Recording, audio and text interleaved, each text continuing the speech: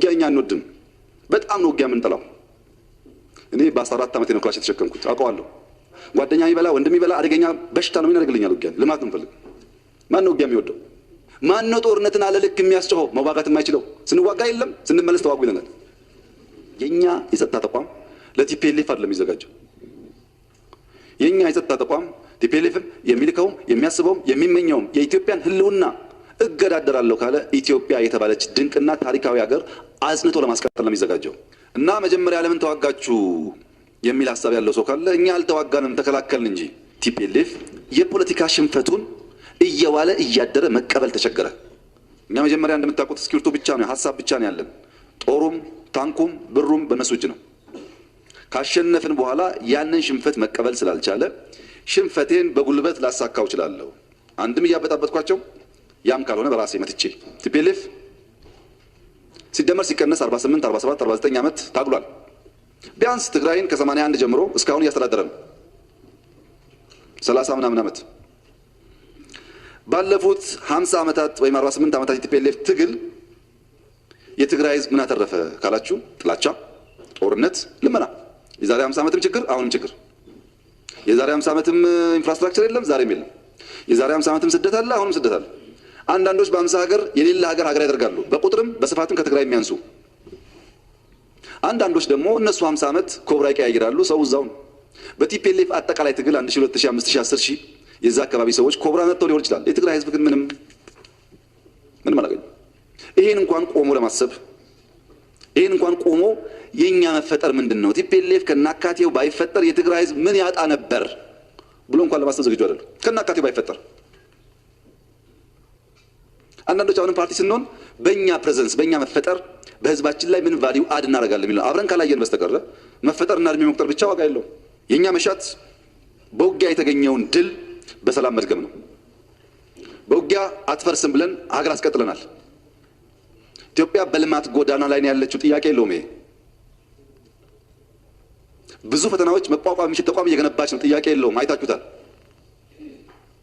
ለልጆቻችን ቁርሾ አንተው ጥላቻ አንተው እኛ ዋጥ አድርገን ኢሞሽናችንን ወደ ሰላም እንሄድ። ምን ፈልገው ይሄንን ነው። ከቲፒኤልኤፍም ከማንም ሰው ሰላም ፈላጊ ከሆነ ሰው ሁሉ ጋር ሰላም ነው የምንፈልገው። ከማንም ጋር ለምን? ከእያንዳንዷ የሰላም ቀን ትርፍ ስለምናገኝ። ጥይት ይተኮሳል፣ ዶላር ነው። ሰው ይሞታል፣ ወጣት ነው። ሽማግሌ እኮ አለ ይሞተው፣ ወጣት ነው። ሊሰራ የሚችል ሰው ይሞተው፣ በዛም ሞተ በዚህ ሞተ ያው ነው። ማስቀረት የሚቻል ከሆነ ለሰላም መቆም ችግር የለውም። እኛ ውጊያ አንፈልግም፣ ትናንትም አንፈልግም፣ ዛሬም አንፈልግም፣ ነገም አንፈልግም። ከማንም ጋር እኛ የምንሳተፍበት ብቻ ሳይሆን የማንሳተፍበትም አንፈልግም። ሪፎርሙ ከመጣ በኋላ እኮ ኤርትራ ያሉ ግንቦት ሰባት፣ ኦነግ፣ ኢሃፓ፣ ሌላ ስማቸው ብዙ የሆኑ ፓርቲዎች ኑ ግቡ በጋራ ሀገርና ልማ አላልንም እንዴ? አስገብተናል እኮ። ሽግግሩን ቅድም የነካካሁት ጉዳይ በምርጫ በዲሞክራሲያዊ መንገድ የኢትዮጵያ ተሰልፎ ከመረጠን በኋላ ግድ የለም ብቻችንን አንመራም፣ በፌደራልም በክልልም የሚፎካከሩ ፓርቲዎች ምርጫ ከተወዳደሩ ይግቡ ብለን ፓርቲዎች እኮ ካቢኔ አባላት ናቸው። 3 የካቢኔ አባላት እኮ የሚፎካከሩ ፓርቲዎች ናቸው። በዓለም ላይ አሸንፎ ሲት ሼር የሚያደርግ አንድ ፓርቲ አታገኙም። ከተሸነፈ ሼር ያደርጋል፣ ካሸነፈ ግን አያደርግም። ይቅር ባህል ይቀየር፣ አብረን እንስራ ነው ዓላማ። we don't regret መጠናከር አለበት።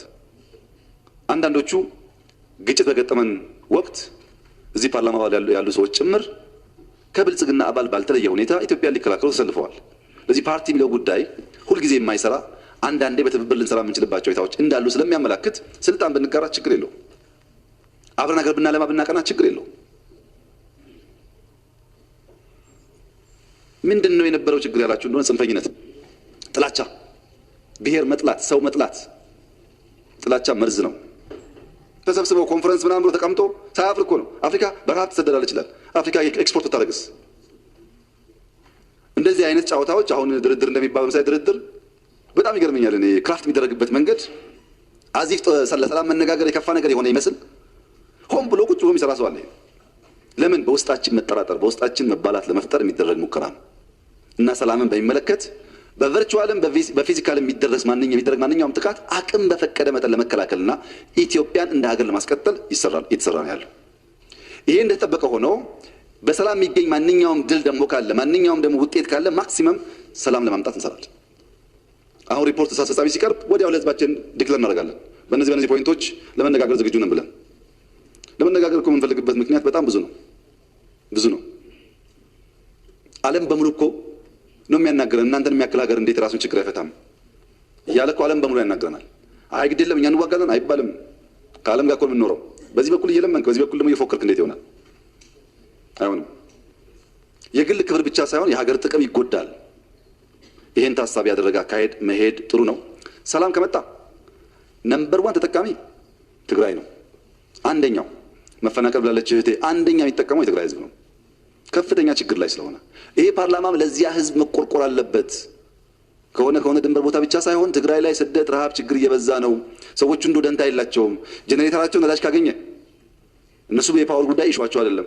እነሱ እንደ ውሃ ካገኙ ይሿቸው አይደለም። ህዝቡ ይጎዳል መሀል ላይ ብሎ ማሰብ ከሁላችን የሚጠበቅ መሰለኝ። ለሰላም የሚከፈል ዋጋ ካለ ለመክፈል ዝግጁ መሆን አለብን። ለሰላም የሚሰጥ ማንኛውም ነገር ካለ ማድረግ ተገቢ ነው። ሰላም ሁሉ ጊዜ የሚደናቀፈው በግጭት ነው። ሰላም የሚወዱ ሰዎች ግጭት እንዳይፈጠር ይጥራሉ። ግጭት ሲፈጠር ደግሞ እንዲያጥር ይሰራሉ። መልሶ ሰላም ሮል አውት እንዲያደርግ እንዲቀጥል። እኛ ሰላም ፈለግን ማለት እኛ ለሰላም ተጋን ማለት በዚያው ልክ ግብረ መልስ እናገኛለን ማለት ላይሆን ይችላል። እኛ ግን ሁሉ ጊዜ የምናውጀው ሰላም ነው። ምን ለምነው ለሰላም ነው። ሰላምን አልፈልግም ኢትዮጵያን አፈርሳለሁ ብሎ ከመጣ ደግሞ እኔን ካፈረስከኝ በኋላ አትችልም ብለን እንከላከላለን። ይሄ ያደረግነው የምናደርገው ጉዳይ ነው ማለት ነው። ኢትዮጵያ ትልቅ ሀገር ናት፣ ሀብታም ሀገር ናት፣ ታላቅ ሀገር ናት፣ ስመጥር ሀገር ናት። ልጆቿ ስላልገባቸው ቢያረክሷትን በአፍሪካ ቁንጮ የሆነች ሀገር ናት። መቀጠል አለባት። እሷን የሚያስቀጥል ተቋም ይገነባል። ኢትዮጵያ ውስጥ ሚዲያ ከሪፎርም በኋላ እየታፈነ ነው። ውሸት ነው። ኢትዮጵያ አሁን ያላት ሚዲያ ከሪፎርም በፊት ካለው 1000 እጥፍ ይበልጣል። ደግሞ ሚዲያ አይደል ኢትዮጵያ ውስጥ ምን የሌለው ሰው አለ እንደ 5 ተከታይ ሚዲያ ብቻ ነው ሀገሩ። እኛ ሚዲያና ሀሳብ እንደግፋለን። ስለምንደግፍም ህግ አርቀቀን አቅርበንላችሁ አጽድቃችሁ አልኩ። ሙያው ያስፈልጋል፣ ፕሮፌሽናሊዝም ያስፈልጋል። ጋዜጠኝነት የከበረ ሙያ ነው ብለን አቅርበናል። አሁንም የከበረ ሙያ ነው። ጋዜጠኛ በብዙ ድካም ሳይተኛ አድሮ ትንሽ የሚያገኝ ሙያ ማለት ነው። ጋዜጠኛ ሀብታም ሆኖ አያውቅም። ጋዜጠኛ የሀሳብ ሀብታም እንጂ ገንዘብ ሀብታም አይደለም። አይተኛም እኮ ሲጭር ሲቆፍር ነው የሚያድረው። ይህን ሙያ ማክበር መንከባከብ ያስፈልጋል። እኛ ሀሳብ በመናገር እያፈናችሁ ነው እንዴ? ኢትዮጵያ ውስጥ እንደ አብይ ደግሞ የተሰደበ መሪ አለ እንዴ? ዘፈን እስክስታ እስኪወረድበት እኮ ነው። በቀን 3 ሰዓትና 4 ሰዓት እየሰራው በለፋሁለት ህዝብ ውስጥ እኔን ለማዋረድ ሲለፈልፍ የሚውላል። አንድ ቀን ጠይቄ አላውቅም። መብት ግን አለኝ። ማንም ሰው እኔን በግል መስደብ አይችልም። ሀሳቤ መቃረን ይችላል። ከሀሳቤ ጋር መታገል ይችላል። በግል ግን መስደብ አንዳንዱ እኮ እናቴ ይሰድባል እንኳን እኔን። ይሄ ትክክል አይደለም።